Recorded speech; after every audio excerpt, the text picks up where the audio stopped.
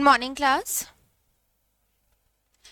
अच्छा, last class में हमने चैप्टर नया स्टार्ट किया था, चैप्टर नंबर 2, राइट? अच्छा, किसके बारे में है वो चैप्टर? कंसिडरेशन। सेक्शन कौन सा है कंसिडरेशन का? ठीक है, 2D है उसका सेक्शन।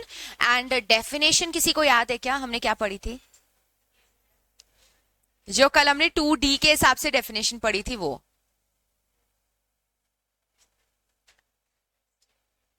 हाँ, ठीक है। हम्म। अच्छा, किसकी रिक्वेस्ट पे कंसिडरेशन मूव करता है? रिक- ठीक है, उसमें नाम क्या लिखा हुआ है? प्रॉमिसर। ठीक है, और कंसिडरेशन देगा कौन? ऑफरी, यानी कि प्रॉमिसी और एनी अदर पर्सन। ठीक है, और ये एनी अदर पर्सन या प्रॉमिसी क्या कर रहा है?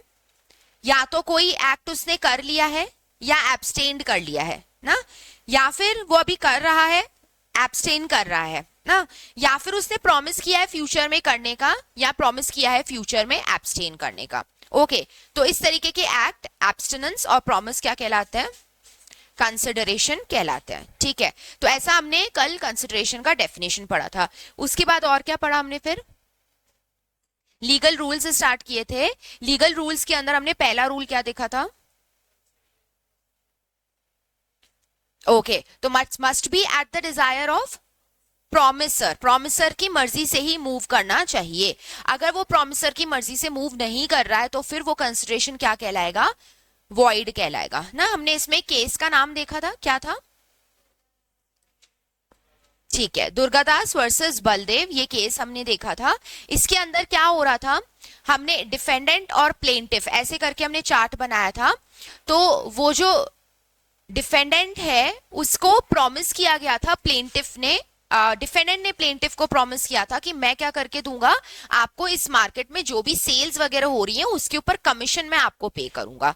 बट प्लेंटिफ ने वो जो मार्केट बनाई थी वो किसके रिक्वेस्ट पे बनाई थी?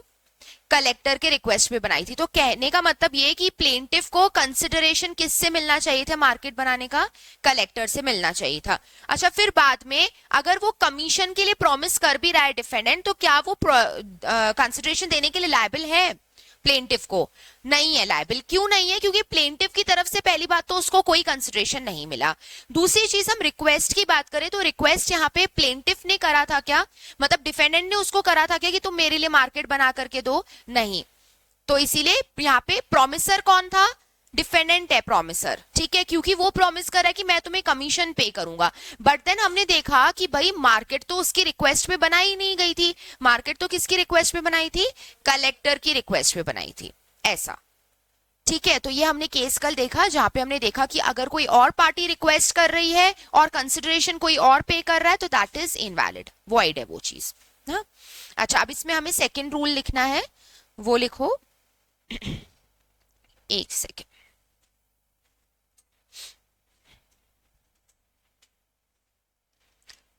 सेकेंड रूल है, consideration can be made by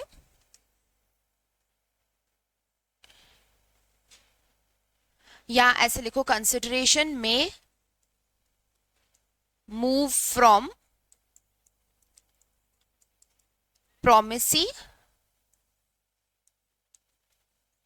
और एनी अदर पर्सन।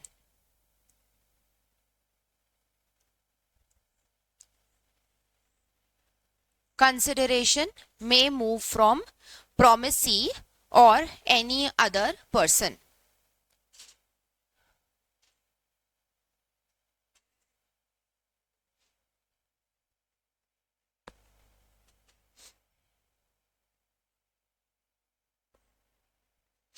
इसके एक्सप्लेनेशन में लिखेंगे, consideration can be made by promisee or any person who is not a party to the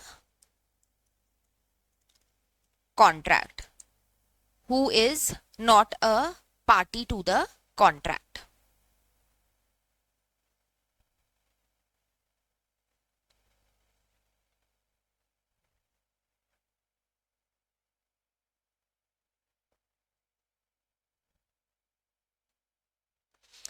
again यहाँ पे एक केस का नाम हम लोग देखेंगे,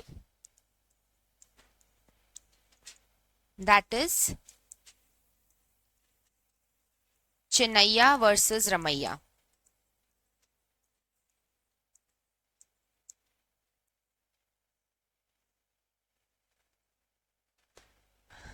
चिन्नैया वर्सेस रमैया।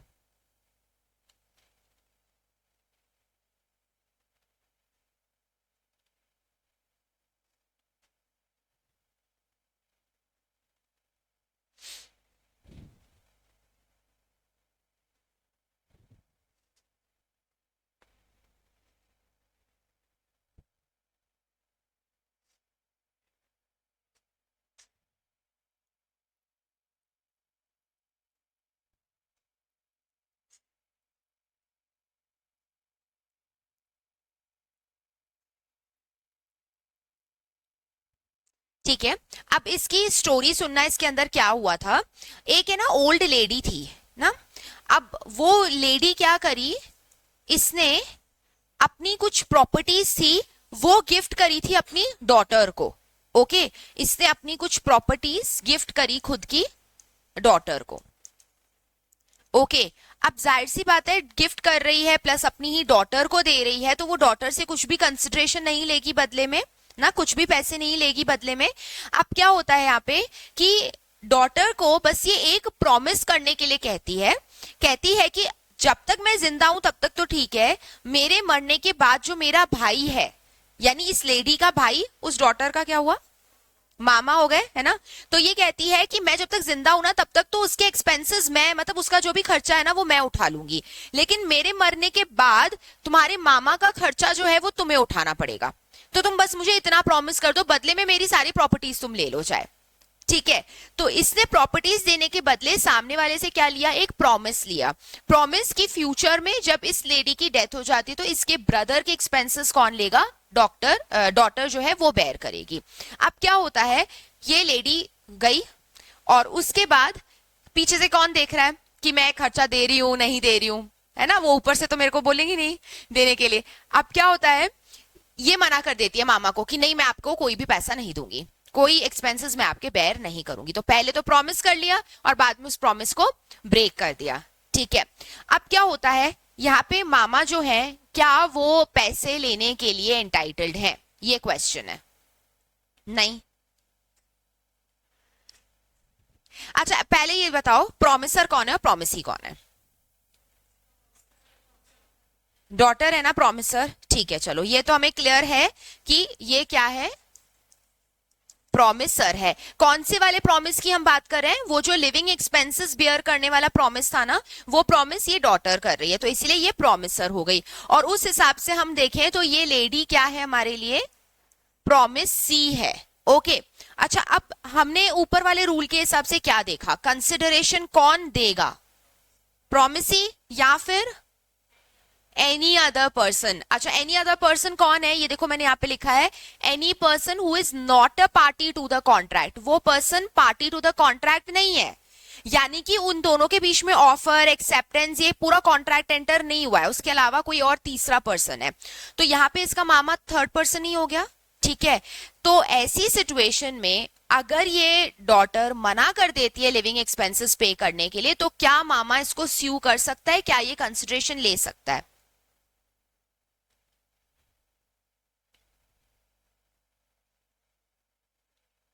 नहीं, क्यों, स्ट्रेंजर है ना वो, स्ट्रेंजर है वो।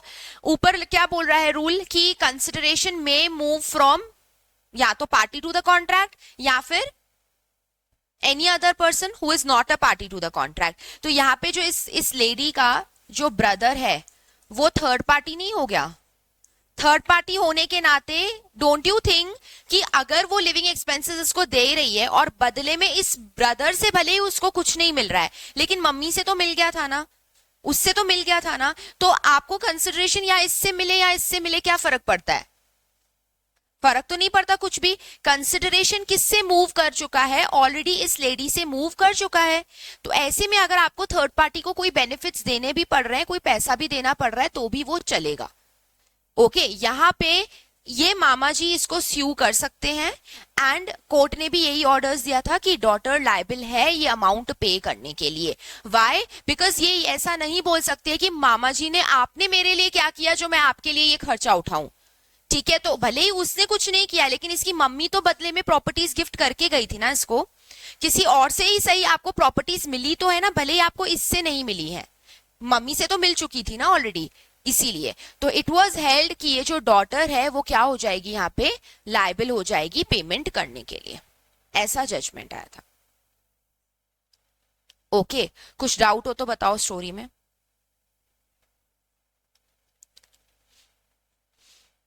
कोई डाउट हो तो बताओ।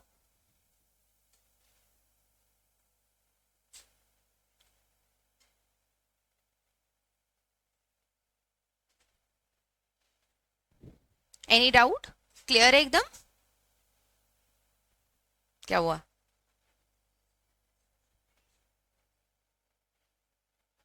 हम्म।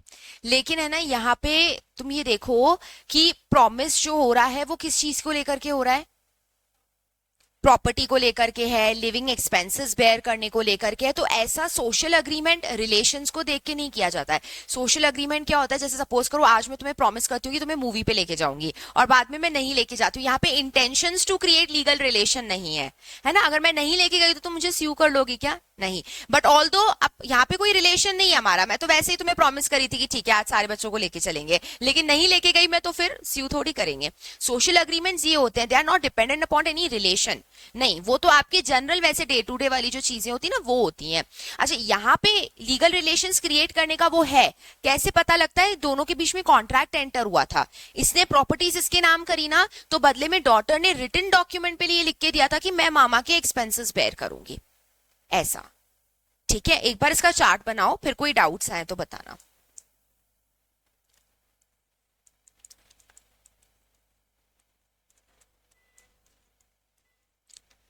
Lady gifted her properties to the daughter,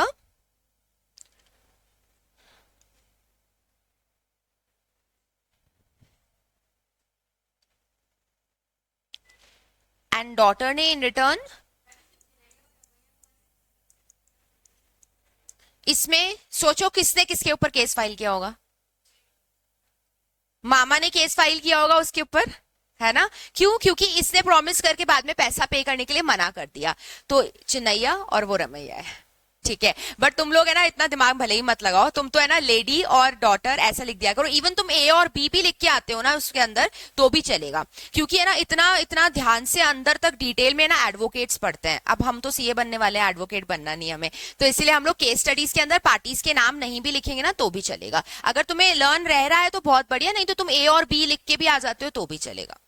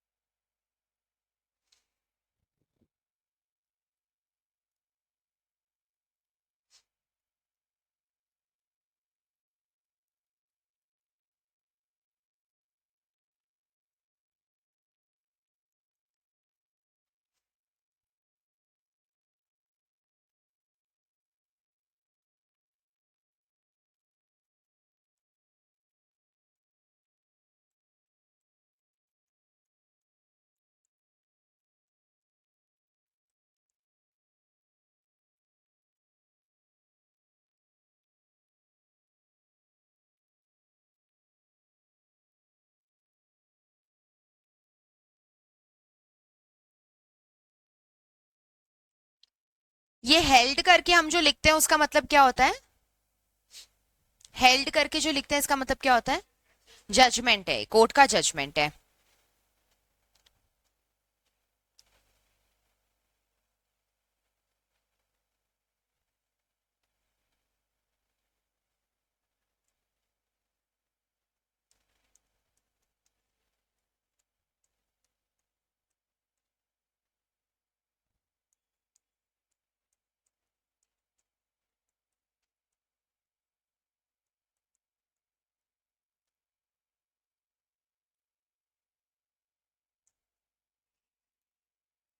हम्म।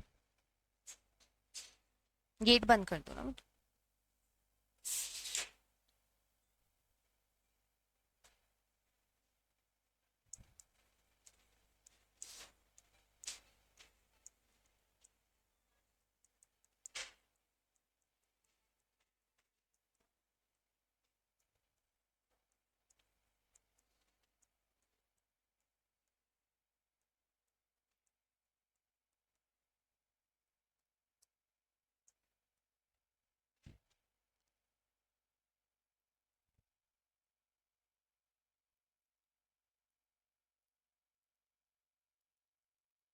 मैं पॉइंटर्स मार्क कर देती हूँ ताकि तुम लोगों को लिखने में दिक्कत नहीं हो।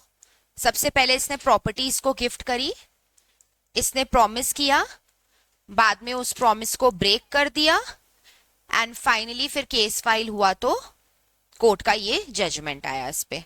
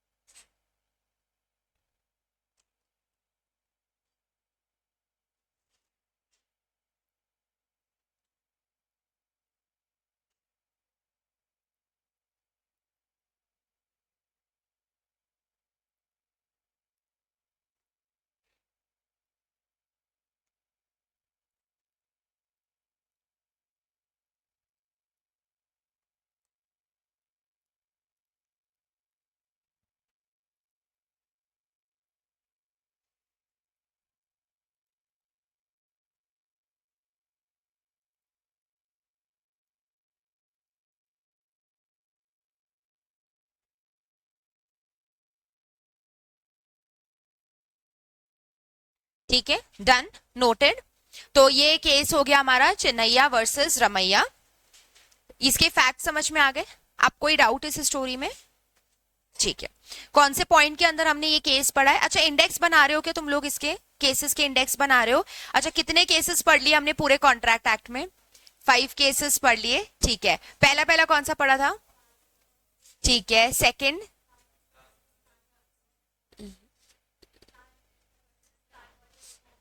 ठीक है, and third? Gauri Dutt. Fourth? Fourth जो हमने कल पढ़ा, दुर्गादास वर्सेस बलदेव। ठीक है, और अभी फिफ्थ चिन्नैया वर्सेस रमैया। ठीक है, ऐसे करके हमने 5 केस लॉस टोटल पढ़ लिए हैं। इंडेक्स बना रहे हो ना सब लोग? है ना, वो प्रिपेयर करते रहना वरना लर्न नहीं हो पाएगा ना। चलो, थर्ड लिखते हैं फिर इसके अंदर। थर्ड रूल क्या है? एग्जीक्यूटेड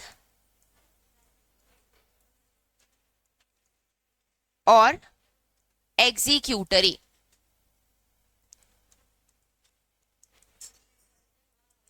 कंसिडरेशन आपका एग्जीक्यूटेड भी हो सकता है और एग्जीक्यूटरी भी हो सकता है।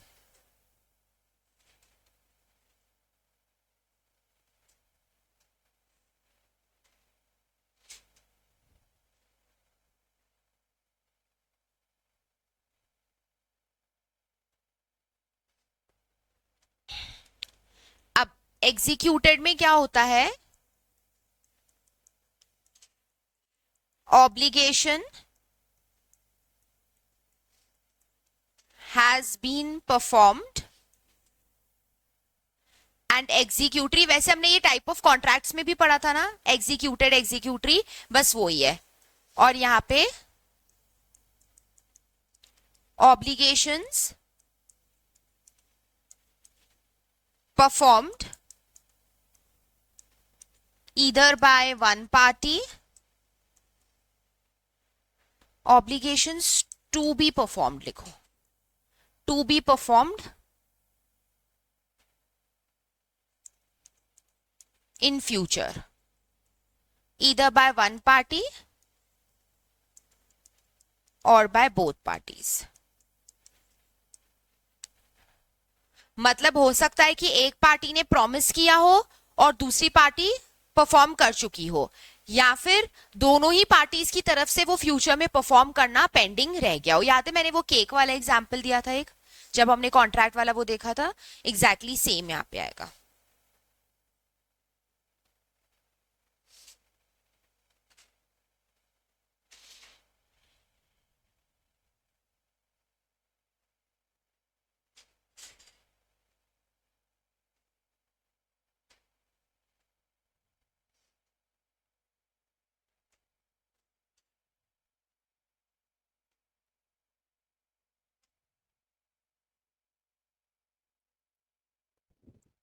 ठीक है, ये हो गया एग्जीक्यूटेड, एग्जीक्यूटरी। इनके बारे में हम लोग ऑलरेडी टाइप्स ऑफ कॉन्ट्रैक्ट्स जब पढ़े थे तब हमने देख लिया था इनका मीनिंग क्या होता है। अब फोर्थ पे आ जाओ, consideration may be past, present और फ्यूचर।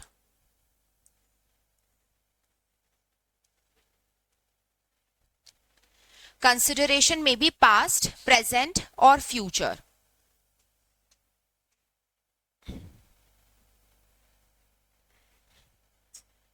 अब इसको एक बार आगे लिखने से पहले सुन लो इसका कॉन्सेप्ट क्या कहता है। कंसिडरेशन पास्ट भी हो सकती है, प्रेजेंट भी हो सकती है और फ्यूचर भी हो सकती है। एक बात ध्यान रखना, यहाँ पे ये जो प्रेजेंट वाली चीज है ये एग्जीक्यूटेड है, जो हमने ऊपर एग्जीक्यूटेड पढ़ा था। ठीक है, तो इसके नीचे तो आप लोग लिख लो, ये आपका क्या है, एग्जीक्यूटेड कंसिडरेशन है।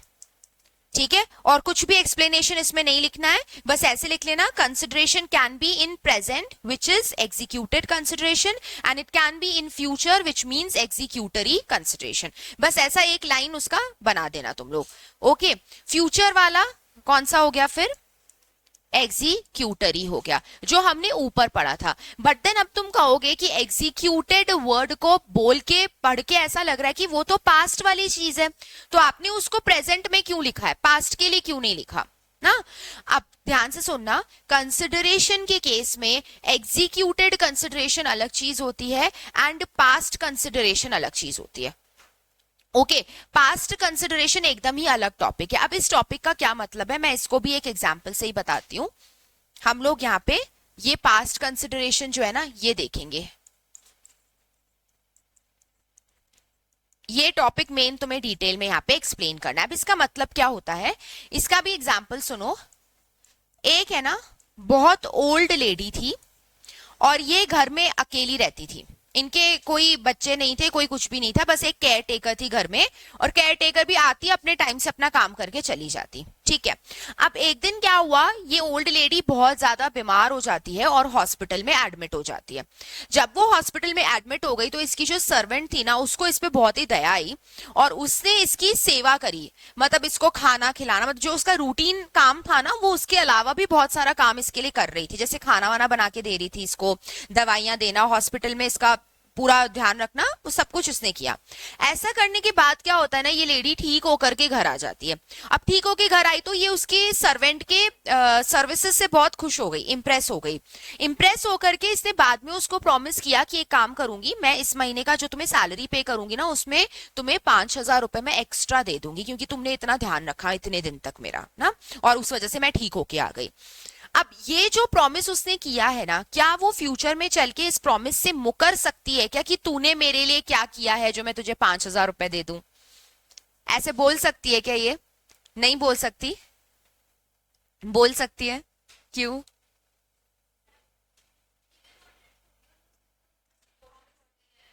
हम्म, सोशल कैसे हुआ ये भी? लीगल, लीगल नहीं, हाँ नहीं, देखो इसने है ना, इसने ऑल्दो कोई रिटर्न में कुछ नहीं कहा, ओरल कॉन्ट्रैक्ट्स वैलिड होते हैं क्या? नहीं होते हैं? पढ़ा था ना हमने, याद है पढ़ा था कि राइटिंग में जब हम लोगों ने एक्सप्रेस्ड कॉन्ट्रैक्ट्स पढ़े थे, याद करो टाइप्स, तब हमने देखा था एक्सप्रेस कैसे हो सकता है, ओरल में भी राइटिंग में भी। बस मैंने तुम्हें क्या कहा था कि ओरल वाले से ज्यादा वेटेज किसका होता है, राइटिंग वाले का होता है। बट ओरल कॉन्ट्रैक्ट भी वैलिड तो होते हैं ना, कहीं ये लिखा हुआ नहीं है कि वो वॉइड है या इनवैलिड है। ठीक है, अब दूसरी चीज सोशल, ये कैसे हुआ, सोशल कैसे हुआ ये? अब एक बात बताओ, हम सर्वेंट्स हमारे लिए कोई भी काम करती हैं एक्स्ट्रा, चाहे अपने घर पे भी कोई एक्स्ट्रा काम करते हैं, क्या उनका इरादा ये होता है कि हम सेवा भावना से काम कर रहे हैं? नहीं, क्या पर्पस होता है उनका कि कुछ ना कुछ तो एक्स्ट्रा मिलेगा, हमें पैसा मिले, चाहे कुछ कोई और चीजें उनको मिल जाए, मतलब होता है ना मन में। वो ऐसे थोड़ी ना कि चैरिटी के हिसाब से काम करती है, समाज सेवा के हिसाब से, नहीं। वो कभी भी कुछ भी एक्स्ट्रा काम तुम्हारे लिए कर रही है तो वो कैसे करती है, नॉन ग्रेट्यूटसली करती है, मतलब उनका इरादा ये होता है कि हमें कुछ एक्स्ट्रा पेमेंट मिले। अच्छा, दूसरी चीज, चलो उसने ऐसा सर्विसेज तुम्हें दे दी, सर्विसेज, अच्छा अभी ये सर्विसेज सपोज तुम्हारे घर के कोई मेंबर्स देते हैं ना, तो वो सोशल होता, वो सोशल होता। ठीक है, क्यों? क्योंकि वहां पे अगर सपोज करो भाई तुमने अभी किसी की सेवा करी घर में, जैसे मम्मी पापा की सेवा करी, अब मम्मी पापा खुश होकर के तुम्हें फोन दिलाना चाहते हैं और बाद में वो नहीं दिलाया, तो तुम उनको स्यू कर दोगे क्या? नहीं करोगे। लेकिन वेराज यहाँ पे, वहां पे क्योंकि इंटेंशन नहीं था ना लीगल रिलेशंस क्रिएट करने का, यहाँ पे ये सर्वेंट आपके लिए काम कर रही है और बदले में उसकी इच्छा है कि मुझे कुछ ना कुछ मिले। चलो लेडी ने प्रॉमिस भी कर दिया कि मैं तुझे इतने पैसे दूंगी, यहाँ पे उसके इंटेंशन है लीगल रिलेशंस क्रिएट करने के, कि क्योंकि तुमने मेरे लिए काम किया है तो बदले में मुझे तुम्हें पैसे देने चाहिए ना, तो इसीलिए ये लीगल रिलेशंस में ही फॉल करेगा, ये ओरल कॉन्ट्रैक्ट है, वैलिड है, ऐसा ना। अब हाँ, तो क्या ये ओल्ड लेडी मुकर सकती है क्या कि तूने मेरे लिए आज क्या, तूने मेरे लिए क्या किया जो मैं तुझे 5,000 रुपए एक्स्ट्रा दूं? मैंने तुझे कहा था कि मैं हॉस्पिटल में एडमिट हो जाऊं तो मेरी सेवा करने आना, ऑफर तो था नहीं यहाँ पे, एक्सेप्टेंस भी नहीं था, तो क्या फिर उसको पैसे मिलने चाहिए? या ओल्ड लेडी प्रॉमिस करके भी मना कर सकती है? मिलने चाहिए, मिलने चाहिए, मिलने चाहिए, सब लोग यही बोल रहे हैं, श्योर? ठीक है, आंसर यही है कि इसको पैसे मिलने चाहिए सर्वेंट को। ठीक है, वाई? बिकॉज यहाँ पे क्या हो रहा है ना, पास्ट कंसिडरेशन हो रहा है। अब थोड़ा सा इसका कॉन्सेप्ट समझने की कोशिश करो, टेक्निकल है। क्यों मिलना चाहिए इसको? देखो, एक हमारा नॉर्मल जो कॉन्ट्रैक्ट होता है जिसके अंदर नॉर्मल वाला कंसिडरेशन लेके चल रहे हैं, इसमें पहले क्या आता है, ऑफर आता है, फिर एक्सेप्टेंस बनता है ना, फिर इक्वल्स टू प्रॉमिस, फिर आगे आपका कंसिडरेशन ऐड होकर के, मतलब वो पूरी कहानी बनती है, ये होकर के अग्रीमेंट बना, अग्रीमेंट में लीगल एनफोर्सिबिलिटी आते से ही वो कॉन्ट्रैक्ट बन जाएगा। ठीक बात है। अब जो पास्ट कंसिडरेशन होता है ना, इसमें सिस्टम उल्टा चलता है। यहाँ पे मुझे बताओ, ओल्ड लेडी ने अपनी सर्वेंट को पहले से बोला था क्या कि मैं कभी बीमार होकर के एडमिट हो जाऊं तो तुम मेरी सेवा कर लेना? पता था क्या उसको कि ऐसा होने वाला है? नहीं पता था। तो यहाँ पे ऑफर था क्या? नहीं था। डायरेक्टली यहाँ पे क्या था, परफॉर्मेंस था। जबकि नॉर्मली क्या होता है, आप कॉन्ट्रैक्ट एंटर करने के बाद क्या करते हो, उसका परफॉर्मेंस करते हो, लेकिन इधर क्या हो रहा है, उधर पहले परफॉर्मेंस हो रहा है, कॉन्ट्रैक्ट एंटर होने के बाद हम इसको परफॉर्म करते हैं। लेकिन पास्ट कंसिडरेशन के केस में कोई स्टार्टिंग के एलिमेंट्स प्रेजेंट नहीं है, इसमें डायरेक्टली क्या हो जाता है, परफॉर्मेंस हो जाता है। ठीक है, डायरेक्टली क्या हो रहा है, परफॉर्मेंस हो रहा है। अच्छा, परफॉर्मेंस होने के बाद फिर आता है इसमें प्रॉमिस। किस चीज का प्रॉमिस? पेमेंट करने का प्रॉमिस। ठीक है, तो क्या अब ऐसी वाली चीज भी बाइंडिंग होनी चाहिए क्या पार्टीज के ऊपर? बिल्कुल होनी चाहिए ना। ये प्रॉमिस भी फिर क्या हो जाता है, बाइंडिंग होता है ऑन पार्टीज। बाइंडिंग मतलब कंपलसरी है, अब तुम्हें पैसे देने पड़ेंगे, ऐसा। तो उल्टा सिस्टम चल रहा है यहाँ पे। नॉर्मली हम लोग पूरा कॉन्ट्रैक्ट एंटर करके फिर उसके परफॉर्मेंस पे चलते हैं। इधर क्या हो रहा है, पहले परफॉर्मेंस हो रहा है, फिर प्रॉमिस हुआ है, एक तरीके से बाद में कॉन्ट्रैक्ट एंटर हुआ है, पहले उसका परफॉर्मेंस हो गया।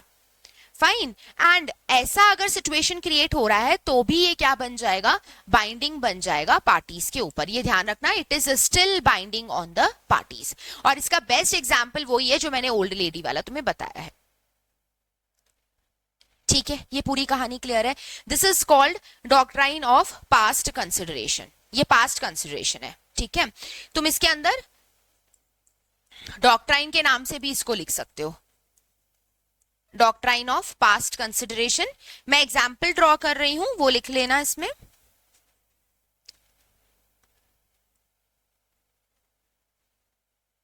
एक ये ओल्ड लेडी थी,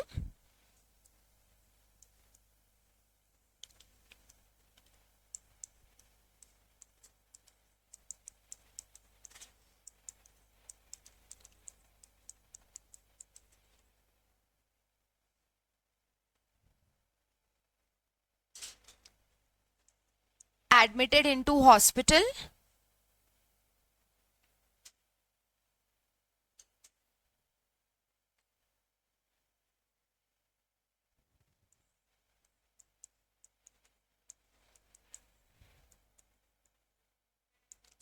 Her maid took a very good care of her.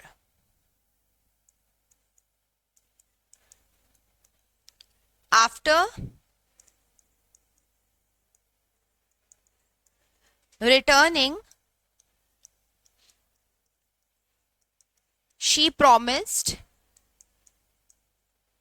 to pay her extra 5,000 rupees this month.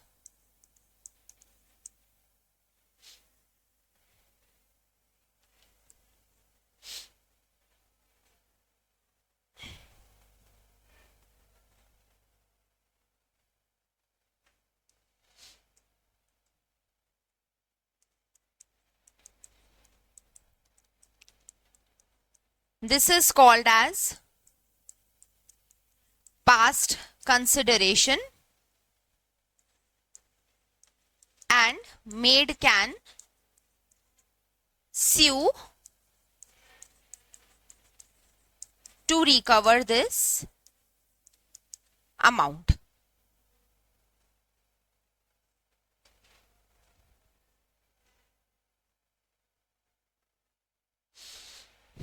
ये तो इसका एग्जाम्पल लिख लो, ये एग्जाम्पल है इस चीज का.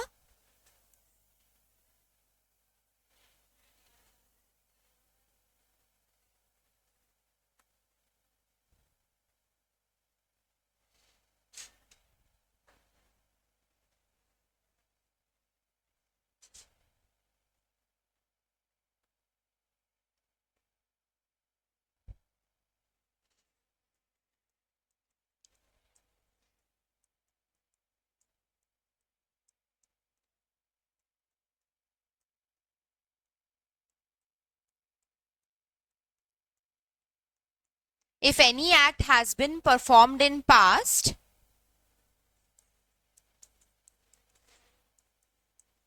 and later consideration is promised, and later consideration is promised,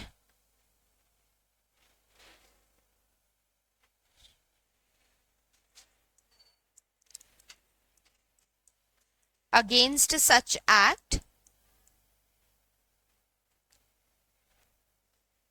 against such act,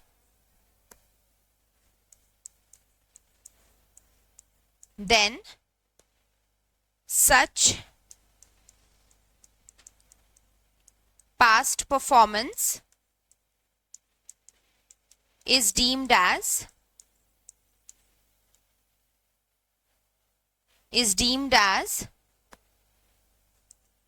a consideration, is deemed as a consideration to the promise made later.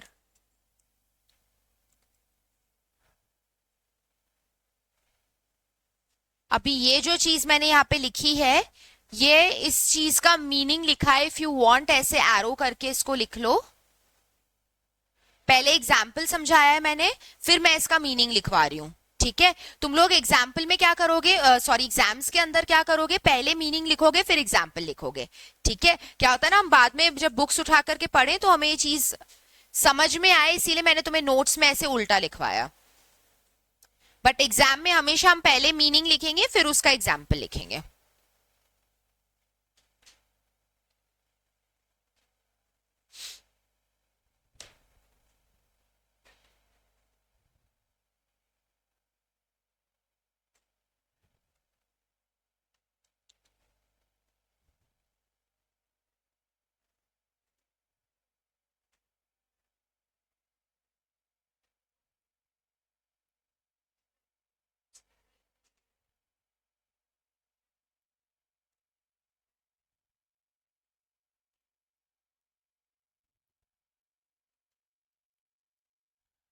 ठीक है, अब ये मीनिंग समझ आ रहा है ना? देखो, if any act has been performed in past, act already past में परफॉर्म हो चुका है, यानी कि वो मेड सर्विसेज ऑलरेडी पास्ट में दे चुकी है। And later consideration is promised against such act, यानी ओल्ड लेडी ने बाद में प्रॉमिस किया था ना 5,000 रुपए देने का, ठीक है। सच पास्ट परफॉर्मेंस क्या हुआ? मेड की services is deemed as a consideration to the promise made later. Okay, अब इसको भी अगर तुम नहीं समझ में आ रहा है ना, तो तुम पेंसिल से इसको लिख लो इसके ऊपर। ये एक्ट जो ऑलरेडी परफॉर्म हो चुका है वो क्या है? मेड की सर्विसेज है, ठीक है। और इसके खिलाफ जो लेटर कंसिडरेशन प्रॉमिस किया जा रहा है वो कितना है? 5,000 रुपए। अब इसी पास्ट परफॉर्मेंस को, यानी कि मेड वाली सर्विसेज को हम क्या मान रहे हैं? कंसिडरेशन मान रहे हैं। किस चीज का कंसिडरेशन? जो प्रॉमिस बाद में किया गया था, यानी 5,000 रुपए देने का जो प्रॉमिस किया गया था। पेंसिल से लिखना है इस चीज को, तुम वहां पे लिख के मत आना, ऐसा ना, ये तुम्हारी अंडरस्टैंडिंग के लिए है। देखो, थ्योरी सब्जेक्ट्स में जितना अच्छे से कॉन्सेप्ट्स को समझोगे ना, उतना तुम्हारे लिए आंसर लिखना इजी हो जाएगा। रट्टा मारने से इतना सारा हम नहीं रट सकते हैं ना, छोटा सा तो दिमाग है, क्या क्या रट के याद रखेंगे। इसलिए समझो, उसको समझ के तुम इजीली अपने वर्ड्स में उसको बाद में कन्वर्ट कर सकते हो।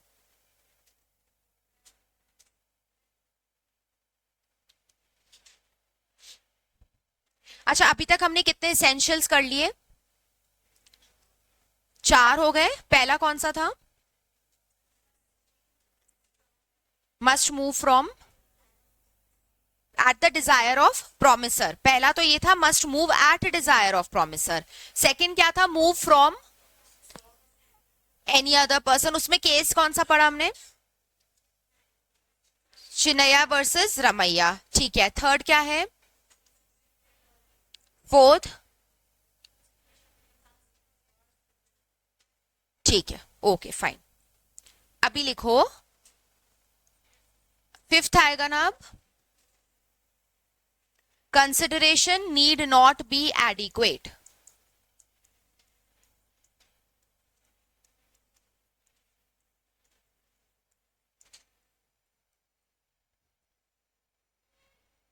Consideration need not be adequate.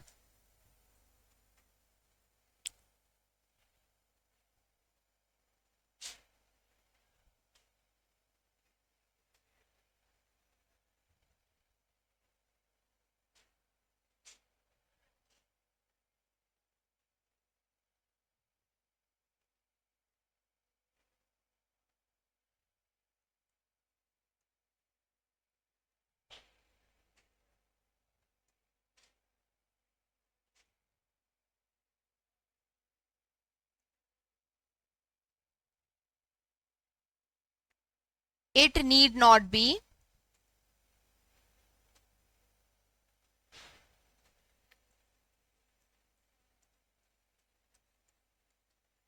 of equal value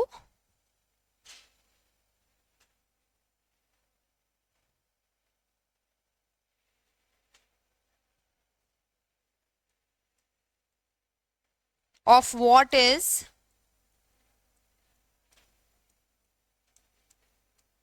exchanged for in a promise.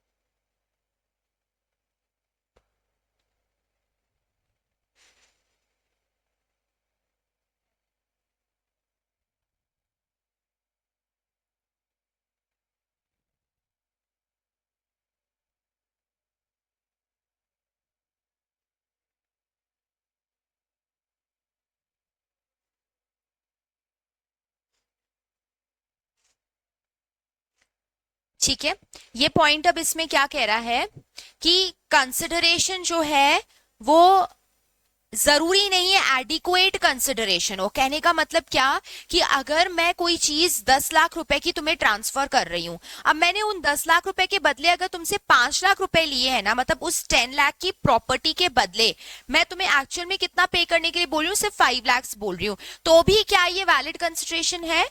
The answer is yes. अब कई बार ऐसा नहीं होता, हम लोग हमारे फ्रेंड्स या रिलेटिव्स की शॉप पे कोई भी चीज खरीदने जाते हैं, तो वो हमें क्या करते हैं, कस्टमर्स को जो प्राइस देते हैं ना उससे बहुत कम प्राइस पे हमसे गुड्स चार्ज करते हैं, होता है ना ऐसा, या मे बी उनको वो चीज का कॉस्ट जितना पड़ा होगा वो उतने पे, अच्छे वाले रिश्तेदार होंगे तो वो ऐसा ही करेंगे। ठीक है, तो यहाँ पे ऑल दो एमआरपी से कम रेट उन्होंने तुमसे लिया है, फिर भी तुमने जितना पैसा उनको दिया है वो वैलिड कंसिडरेशन है ना। जरूरी थोड़ी कि उतने ही पूरे के पूरे अमाउंट का वैल्यू होना चाहिए तो ही हम उसको वैलिड कंसिडरेशन कहेंगे, नहीं, अगर कुछ कम भी दिया है तो भी वो क्या है, वैलिड है। ओके देखो, it need not B of equal value of what is exchanged for in a promise. आप जो उस प्रॉमिस के अंदर एक्सचेंज कर रहे हो जरूरी नहीं है उतने के इक्वलेंट वैल्यू तुम्हें सामने वाले से मिले। अगर वो कम भी दे रहा है और तुम अग्री कर रहे हो उस चीज में, तुम्हें कोई प्रॉब्लम नहीं होनी चाहिए, तो फिर वो भी क्या हो जाएगा, वैलिड कंसिडरेशन हो जाएगा ना। समथिंग इन रिटर्न, इस लाइन को अच्छे से मार्क करना, इस पे कमेंट का क्वेश्चन आ सकता है, कमेंट करके क्वेश्चन आ सकता है। Something in return need not be equal to something given.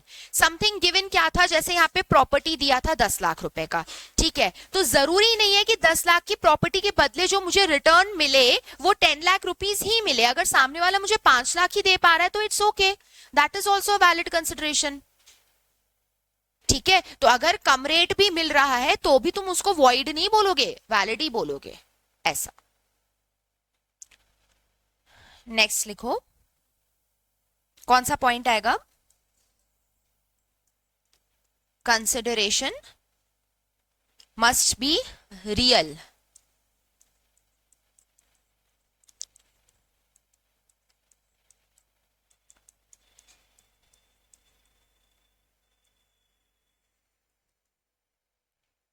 Real होना चाहिए, इल्यूजरी नहीं होगा।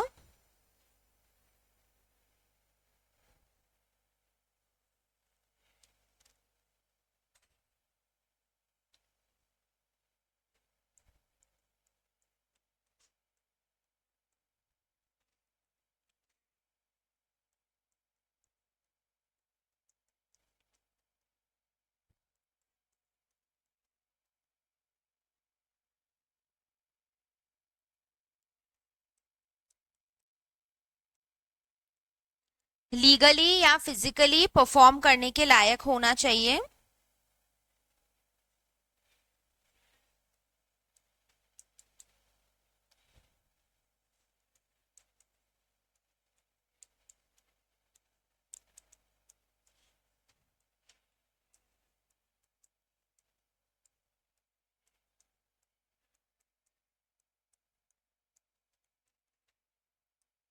इल्यूजरी चीज नहीं होनी चाहिए, जैसे है ना, तुम्हें कोई बाबा है ना, वो प्रॉमिस कर रहा है कि इस मरे हुए इंसान को भी मैं जिंदा कर दूंगा, तो ये चीज कैसे पॉसिबल हो सकती है, मतलब इमेजिनरी नहीं होना चाहिए, इल्यूजरी नहीं होना चाहिए, परफॉर्म करने लायक प्रॉमिस होना चाहिए आपका, तभी वो क्या कहलाएगा, कंसिडरेशन कहलाएगा।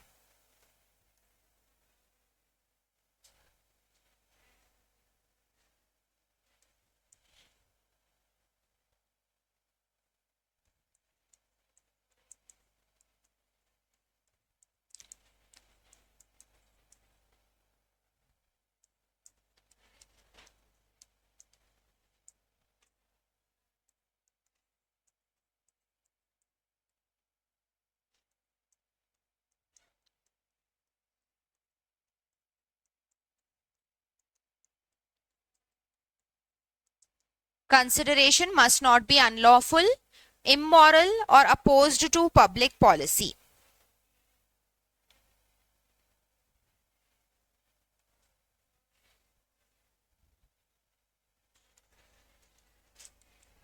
Example,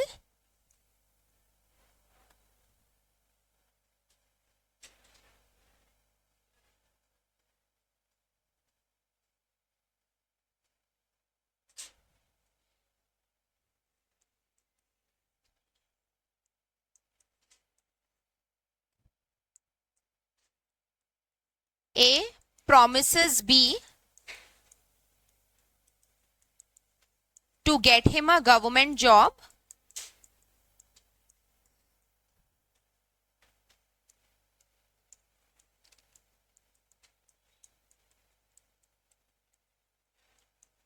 against a payment of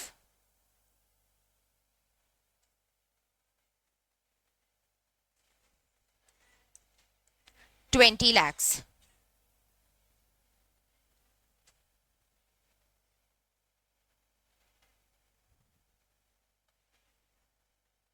तो ये पूरा क्या हो जाएगा? Opposed to public policy. और ऐसी कोई कंसिडरेशन वैलिड होती है क्या? नहीं होती है, ये कंसिडरेशन आपका वॉइड हो जाएगा।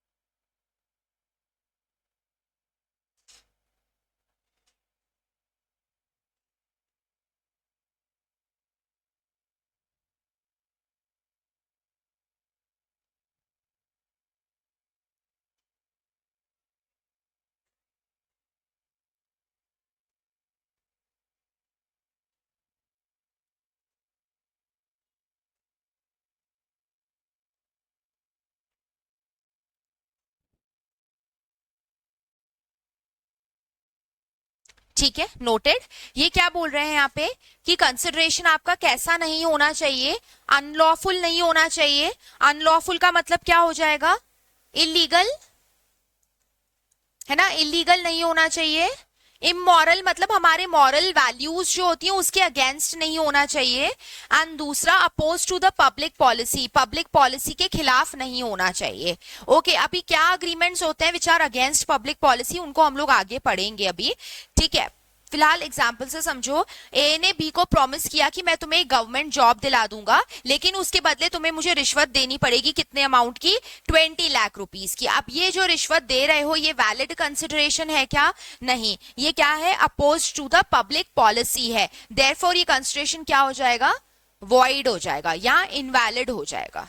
ठीक है, तो ऐसा नहीं होना चाहिए। इसमें 7 पॉइंट्स हम लोगों ने कर लिए। एक पॉइंट इसमें और बचता है, वो थोड़ा सा डिटेल्ड है, उसको हम लोग कल देखेंगे। ठीक है, अभी के लिए हमने 7 रूल्स क्या क्या देख लिए कंसिडरेशन के। पहला पॉइंट क्या था? ठीक है, कंसिडरेशन किसकी डिजायर पे मूव करेगा? प्रॉमिसर के। उसके अंदर केस लॉ का नाम क्या था? ठीक है, सेकंड क्या था? मे मूव फ्रॉम promisee और एनी अदर पर्सन। इसमें केस का नाम क्या था? ओके, थर्ड पॉइंट क्या है? एग्जीक्यूटेड भी हो सकता है, एग्जीक्यूटरी भी हो सकता है। फोर्थ,